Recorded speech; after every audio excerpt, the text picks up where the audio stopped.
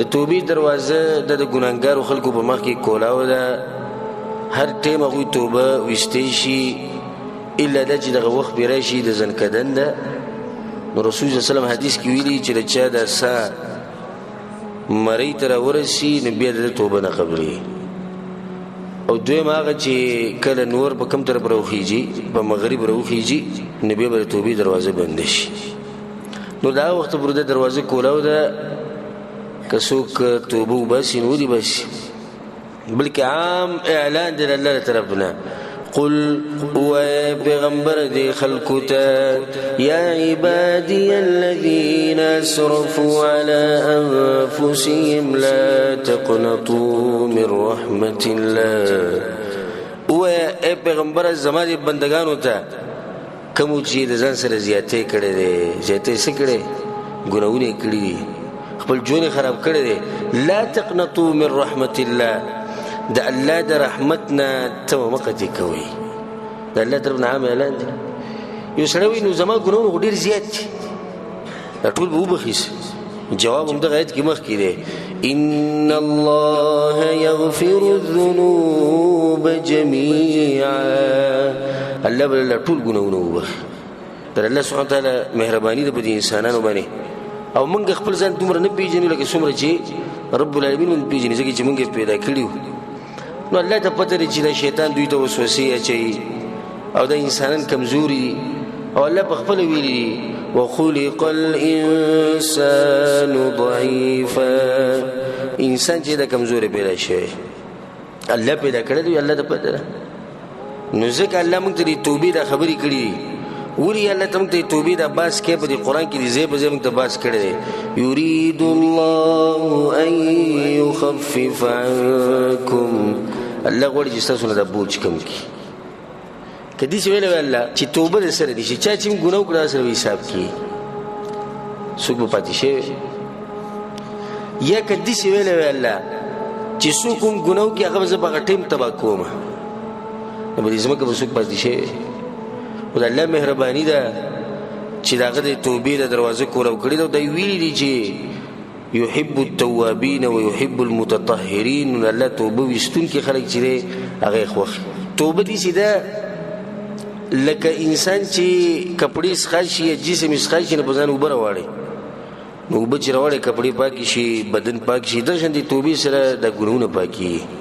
د دې اوبو سره د کپړې ګن پاکېږي، د بدن ګن پاکېږي. نو داسې د توبې سره ګناهونه پاکېږي، خو په شرط د دې چې د توبې چې کوم شرطونه دي او ارکان دي چې هغه پکې موجود دي.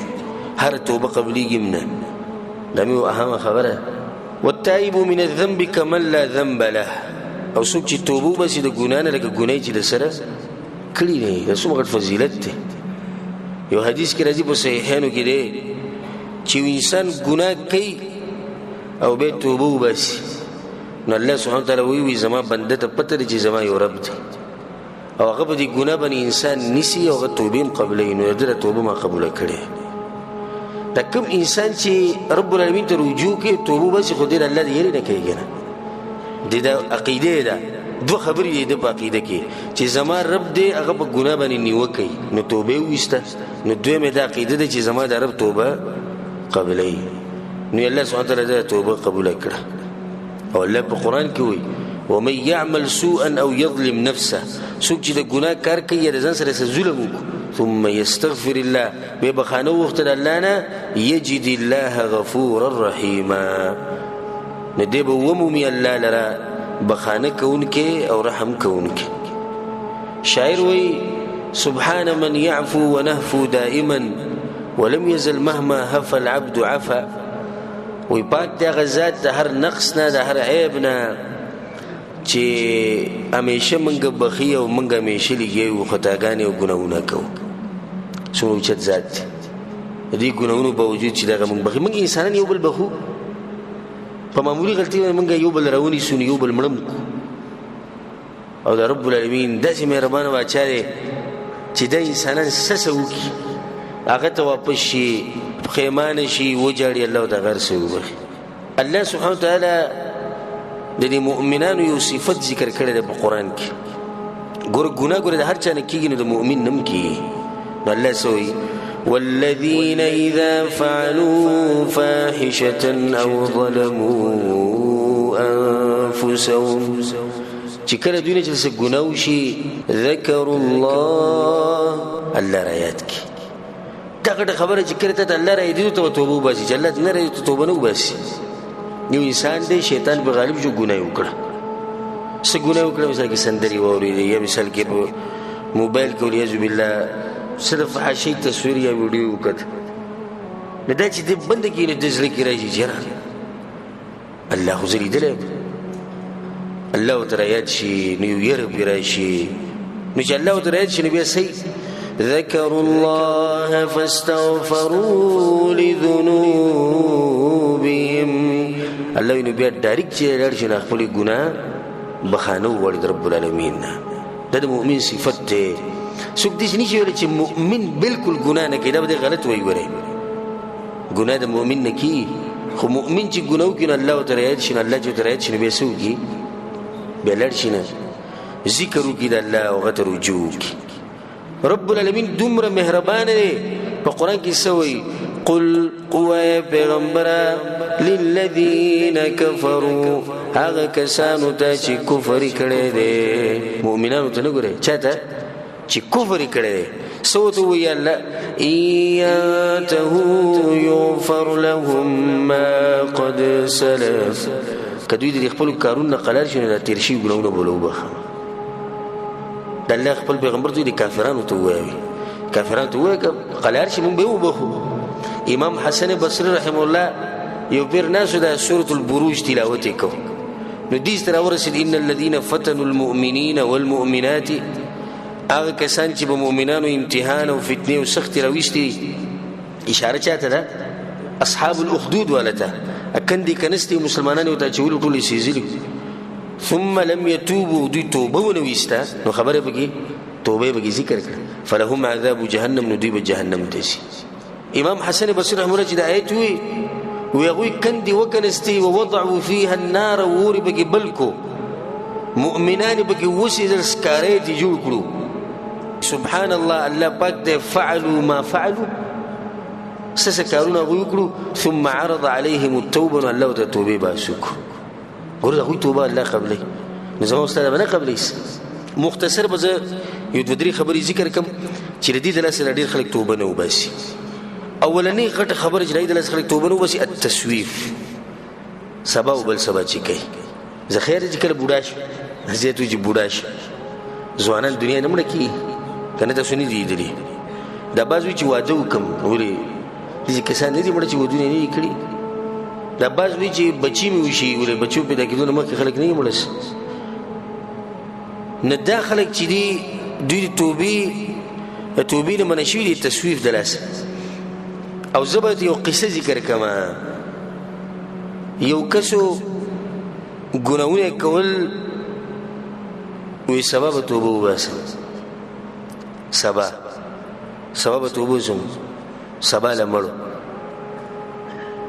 دا قصه دغه سوچو کې یو کسوی سبب توبه وباسه سبا لسو خبره ختم شو سبا لمړو ته ولنده مختصر قصه د خپل ځړه تواچو سبب توبه وباسه سبا نو سبب غیره پرې سبا نو سبب د فلمونو د هر څه پرې سبا نو سبب چې د مول پر سره کومه د غوینه ما پیغول سبا نو سبب د حرام پیسې پرې د حرام مزدوري پرې سبا نو غریب سبب د ظلم یې پرې سبا نو سبب د موږ چې د سبا نو بس د سید امام سره موږ شروع کوو سبا غریب وونو سبا د امام سره موږ کړه نو په دې قصه پوه شو د مختصر واقع زړه ته کوزه کوي. دویمه خبره چې دغه د لاس خلک توبه نه وباسي هغه د چې د الله سبحانه وتعالى په بخانه باندې یو اعتماد دی بس چې الله بخانه کوون کړي نه د ډېر خلک سوی الله سره غفور رحیم دی دی خلکو ته زیو دو آیتونه ورم ډېر نه الله په قران کې وایي نبئ عبادی اے پیغمبر زمانه بندگان دی خبرې نه خبرک انی انا الغفور الرحیم چې یقینا زب بخانه کون کې رحم کون کې صرف دې خبره نه ختمه چې په دې باندې موږ اعتماد وکړو بس کینو الله غفور رحیم دی مخکې اوسره خبره شتي وان عذابي هو العذاب الالم او زما عذاب ګور الله عذاب دې سخت دی اے پیغمبر دا دوه خبرې زما دي بندگانو ته ګور دوه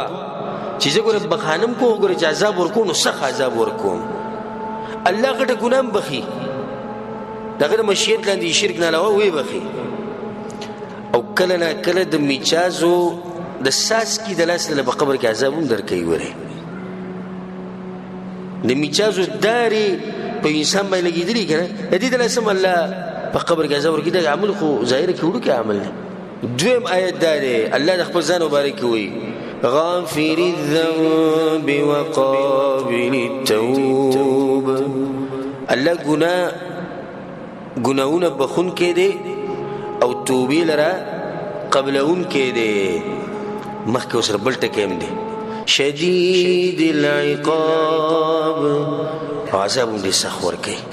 ولې دا ټکی الله دې یو بل سره ولې دې پر ورچ انسانان په دې خبر باندې بس غفور رحیم دې بخانه کول کې به موږ بناسي ځکه وسره الله دویم ټکی مرګري کی نو ځکه زموږ ته ټول ته نصيحت ته چې د وسنه د نن د دې سکن خالص توبه رب العالمین توبه سي کوم کسان چې په منځ کې کمزوري دي یا معاملاتو کې کمزوري دي یا شکر د رسول په طریقه نه دي معاملات د رسول په طریقه نه دي د رسول الله سلام په لار مضبوط نه دی روان څوک په چا روان دي د نن د وسنه توبه بسي او ځان ته مختصر قصه مخې ته ساتي